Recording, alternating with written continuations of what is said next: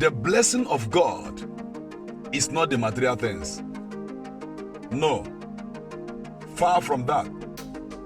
Even though the blessing will produce material things if required in your life.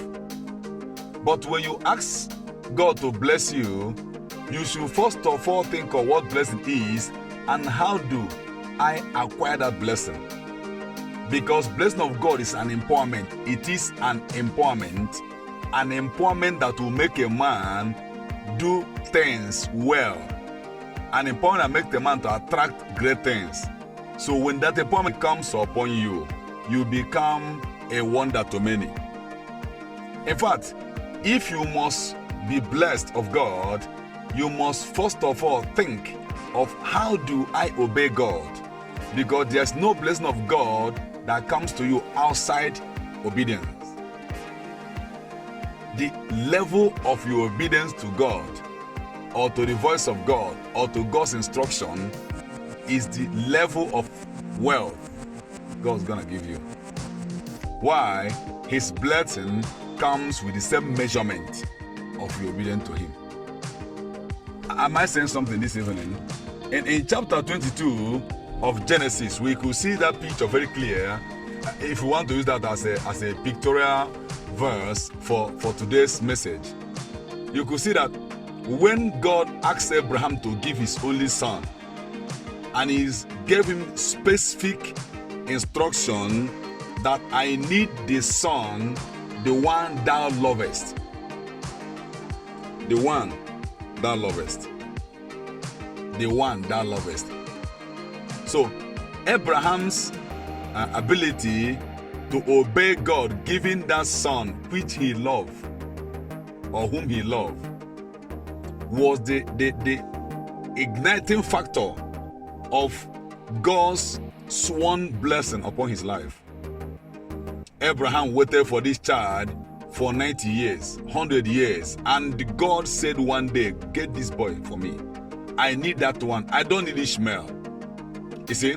So behind every strange blessing, there is strange obedience. Let me say again.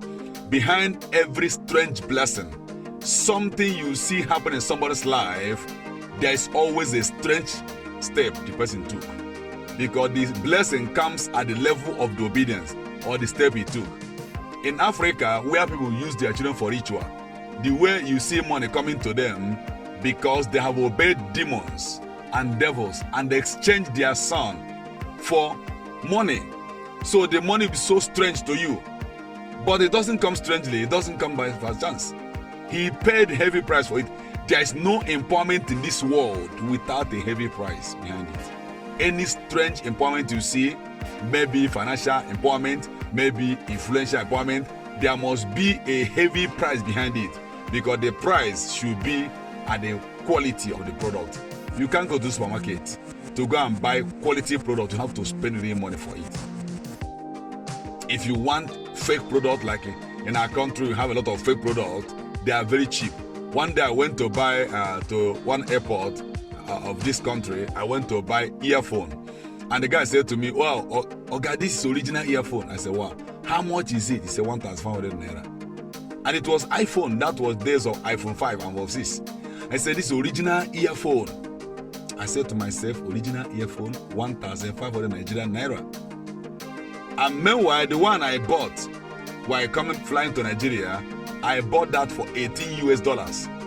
Now, how can you tell me that $18 US earphone and 1,500 Nigerian naira earphone are the same? I bought the earphone. I priced 1,000 naira. He sold to me and I bought it. So when I get to the inside airplane, immediately I put the earphone into my phone. The earphone started switching on every music in that phone. You see? So the price connoting to product most of time are because of the worth of the product. Is someone hear me now? So when Isaac was given to as a sacrifice in chapter 22 of Genesis, God saw Abraham giving out what he quested for from, let's assume he should have married at the age of 40, and he lived another 60 years before Isaac came. And his 60 years question from God was Isaac, and Isaac means laughter.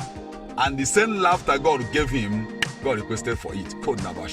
You see, so the level of the obedience of 60 years prayer point, God said, bring it all to me. And Abraham took that step which no human being, including me, the preacher, will not take it today. The only son, what will your villager say? What will your wife say? What I get what I'm saying now. So this is a strange step towards obeying God, and God gave him a sworn blessing. He said in that chapter 22, if you are reading down to verse 16, 17 down, he said, for doing this, in blessing I will bless you. In blessing I will bless you. And I will multiply thy seed, done like the sand and seashore. He said, and by thy name shall all the nation be blessed. Today, that strange step of giving God 60 years prayer request that God gave to him back to God made Abraham to be the father of all nations. 3 most powerful religions in the world, the Islam, Judaism, and Christianity, all of them have root in Abraham. We only separate in Christ and other stuff, but these 3 powerful religions in the world, they have root in Abraham. The Muslim, the Judaism, and the Christianity, all of them have root in Abraham. This is the force of obedience. So the level of obedience was too high. I said before that me, preacher, will not try that. Glory be to God. I don't know what I would tell the kindred, or what I would tell my wife I use the song for. I remember when Abraham did this, they have not heard about this God before. There was no Bible written then. So Abraham was just following the instruction from God direct. Supposing if he gave this son and it was from the devil, it was not God who spoke to him. But because Abraham knew the voice of God so clear, he could pick out what God said he should, and he did it. And God said, for doing this, I will bless, I will bless you. So when we are praying for blessing, we should ask ourselves, is my level of obedience strong enough to receive such empowerment? Because I said before, blessing is an empowerment, a force that will come inside you to achieve things. So this hour, I would like you to work on your obedience to God, because that's the number one force that will make God measure level of the blessing he's gonna give you. That is truth. The little obedience that I've been to God in some areas of my life has given me some strange empowerment in ministry, that most of times things that happen around me, I wonder if it is still me. And people who don't understand this, they began to say many things about me. They call whatever they want to call me, because they have not even discovered that behind what they are saying was a strange obedience to God in my life that I did, that no human being in life will support me doing that, but I did it.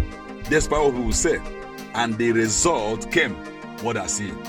So we, as children of God, we are created to be blessed. When God blessed Adam, say, be thou blessed. And that blessing gave Adam dominion over everything. For example, if you're a pastor and the blessing of God is conferred upon you, when you begin to walk with God and he conveys his blessing upon you, whatever majority of things you ask of God in your ministry, he will do them. Not all, he will do them. Just because of the blessing upon a pastor or a servant of God should be the grace or blessing of God upon him, making things happen. You can imagine who draw the crowd you see in the church. It is the blessing that brings the crowd, and the crowd now begin to multiply others. Anywhere they mention the person, and God confirms it. Why? There was a strange obedience, strange one.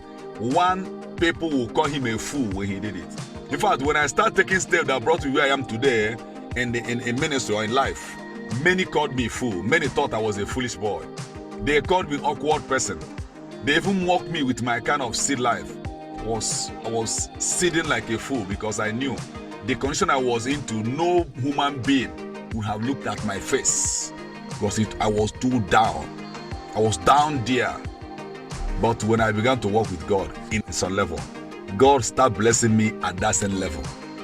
So what am I saying? We need to increase obedience to God so that God can increase his capacity in us.